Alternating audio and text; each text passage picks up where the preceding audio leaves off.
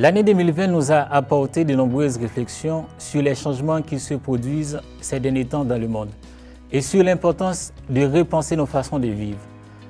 La menace de la pandémie Covid-19 et la réalité pandémique de la maladie nous montrent combien il est important de prendre soin de notre planète. Malgré avoir planifié ce que nous allons faire au cours de l'année, avec Covid-19, il semble que notre principal objectif soit désormais de prendre soin de nous et aussi des autres pour garantir notre survie. Le monde est en train d'évoluer, nous devons nous rendre compte que non seulement nous sommes au moment de prendre soin de notre planète, mais aussi nous devons nous tenir compte de ces changements.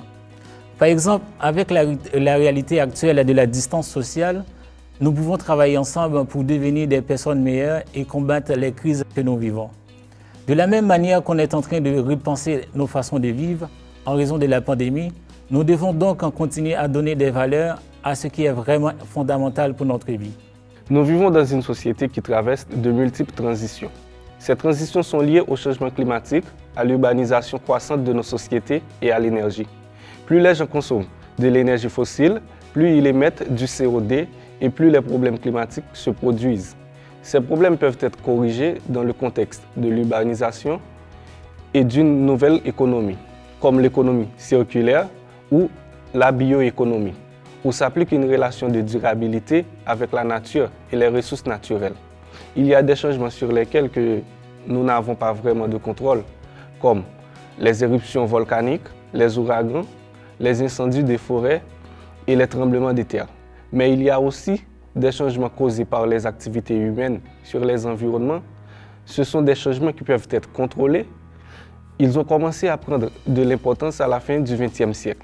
L'un des changements importants causés par les activités humaines qui a des impacts environnementaux est la production d'énergie à partir des sources de combustibles fossiles, qui n'a été considérée comme non durable à la fin du XXe siècle. Aujourd'hui, plusieurs mesures nécessaires sont en train de prendre pour adopter un nouveau modèle énergétique grâce à l'utilisation des sources d'énergie renouvelables. Actuellement, certains pays comme la Chine et les États-Unis installent des quantités importantes d'énergie renouvelable, principalement de l'énergie solaire, en stimulant une croissance économique pertinente pour le marché. À partir de ce nouveau scénario, nous commençons à parler sur les installations des systèmes photovoltaïques. En parlant du rayonnement solaire, principal fournisseur d'énergie renouvelable de la planète. Nous parlerons également sur des concepts concernant l'utilisation de l'énergie solaire, par exemple solaire thermique, thermoélectrique et photovoltaïque, présentant leurs différences ainsi que leurs avantages et inconvénients. De cette manière, nous analyserons les enjeux fondamentaux pour le développement durable de la conversion et de l'utilisation des systèmes d'énergie solaire, en tenant compte de la réduction des impacts environnementaux. En raison des conditions variables auxquelles les modules photovoltaïques seront exposés après leurs installations, les fabricants essaient d'éviter les conditions qui affectent la puissance de sortie des modules, en testant leurs modules dans des conditions de test standard appelées STC, en anglais qui est Standard Test Condition of PV Module. Les trois éléments principaux du STC sont la température de la cellule, l'irradiation et la masse d'air.